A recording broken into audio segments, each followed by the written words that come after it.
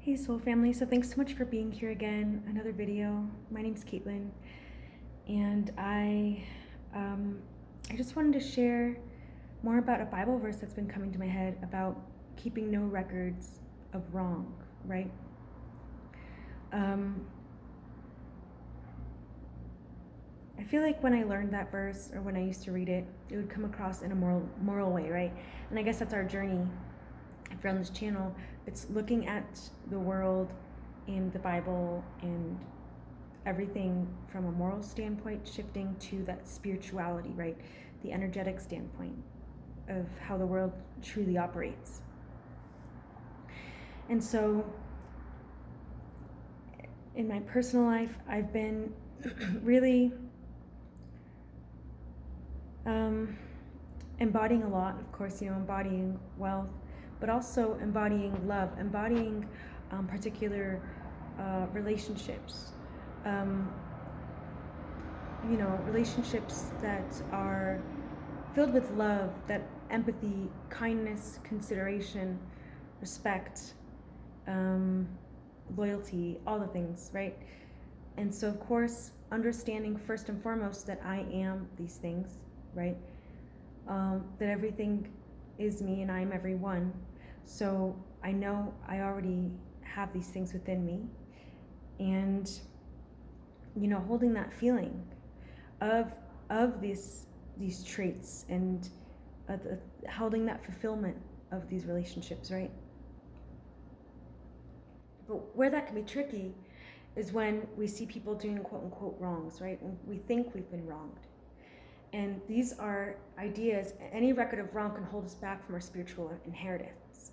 So this is what I found, why that Bible verse is so powerful, and what it's really teaching us is that to have a record of wrong, number one, you have to have a logical mind, right? So you're thinking as a human, you're living in duality, and you're completely attaching to the world outside of you. You're anchoring yourself in a world that is not of God. You're anchoring yourself outside of heaven, right?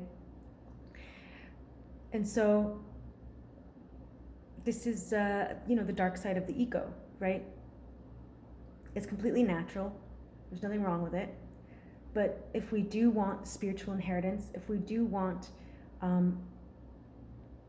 our everything we have claim to, if we actually are to see that in our physical reality, we have to let go of any wrongs. Otherwise, we're just perpetuating that, and we will create loops for ourselves, right? Because everything is us, and everyone is us. So it's one conscious mind. So I just wanted to share that. I feel like there's someone that could use this message. I know I certainly needed it for myself. So I just wanted to encourage you that you're so much greater than any perception of wrongs, right? The I am awareness is so much greater than any perception of wrongs, right? And so, just a reminder to continue releasing the idea of wrongs done to you. Continue releasing the idea that you can do quote unquote wrong. Continue the idea of continue releasing the perception of victimhood, right? We have hearts. This is why, like, the law of God is written on our hearts. So we, as conscious creators, we hold ourselves to a standard that's written on our hearts, right? That's of the highest good for all, and the highest good for ourselves and everyone, right? So if you have been maybe holding yourself to something that you did in the past, or holding someone else to something they did in the past, it's so important to release that, because you're just chaining yourself to that idea. You're just chaining yourself to that suffering, and you're creating more suffering in the world as a result. And you're creating more suffering in your world as a result. And the dominant vibration of abundance is receptivity, right? And we're always in a vibration of receptivity. We're always receiving something.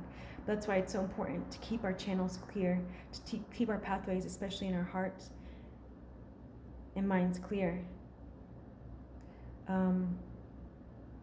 When it comes to our narratives and judgments about ourselves and others, right? And so this is something I've been learning, is just how easily it is to actually judge, just beyond good and bad, beyond right and wrong, but just looking at something and creating a story about what is happening, that's the judgment. And whatever judgment we create will come back on to us. It will be created in our reality and our experience even greater, right? So that's how strong we are as creators. So, it's quite a skill to lose the logic mind in this journey, to have things happen and attach, the old self might say, well, I can't tolerate that, because then they're going to think we're still operating as a human, you see, especially you see all this dating advice on TikTok and everything, and it's like, don't allow them to do this, don't allow them to do that, don't let them think that they can get away with this. And it's like, that's thinking like a limited being, but we are God. So if we're seeing certain behaviors, it's a shadow of ourselves. So we just have to turn inward, love, create new narratives, even revise the reality, revise the conversations you have with someone, revise the conversations you have with yourself. Create from a place of purity, from a place of genuine faith, genuine love about that other person, right? For that other person. So remember, the senses are they're deceptive. But when we have someone in our life that we feel we want, like there is a connection with, we see the soul of them, right? We see the soul of them, and we say, I love this person.